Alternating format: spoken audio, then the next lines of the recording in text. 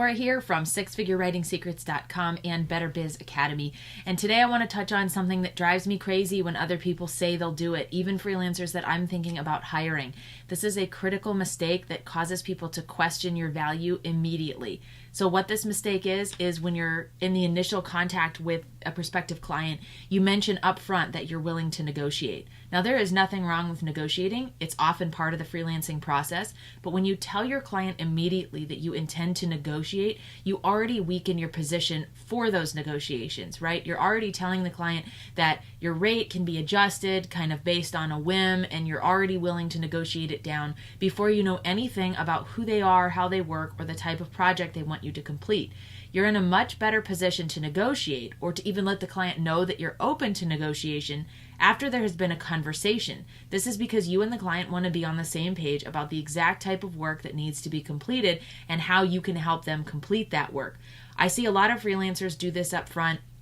And I think it's because as they're writing an Upwork pitch or as they're getting ready to have a phone call with a prospective client where the client is asking about rates already, they get nervous about talking about pricing or money. And that's pretty common across the board with freelancers. It's very hard to be upfront about your pricing. If you do give your pricing upfront, it's not entirely clear to the client what all that entails because you don't know the full scope of the project yet. And you can easily get yourself in a position where you're working on projects that have a much bigger scope than you anticipated and you end up far underpricing yourself. So you want to avoid that. You always want to have a conversation with the client when you can so that you clearly understand their expectations and what you can offer.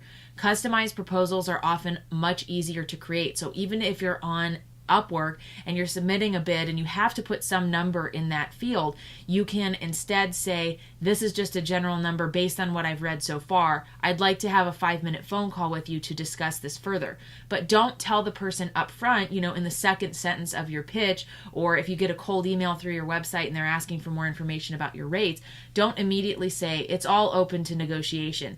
Don't position it that way. Even if you are willing to be open to negotiation, you can flip the script and essentially say the same thing. So I tell my clients a policy that I apply to people who purchase a certain amount of content or work every single month. They receive an automatically applied discount because they are classified as a VIP client. This does a couple of things. Instead of saying that I'm willing to negotiate, it encourages them to be the one to make the decision about how much they're going to purchase and how much they're going to spend.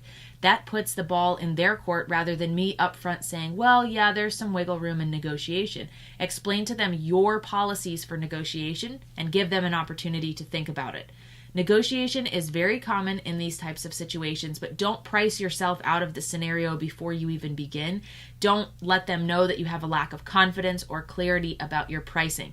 Get on the phone or have an email exchange to learn more about the project. You're going to be in a much better position to give an accurate price. And from there, you can negotiate if you're truly interested in taking on the project. But don't say it up front. It just weakens your position immediately, and it makes it all too easy for a client to take advantage of you. Check out more freelancing tips on this YouTube channel by hitting subscribe.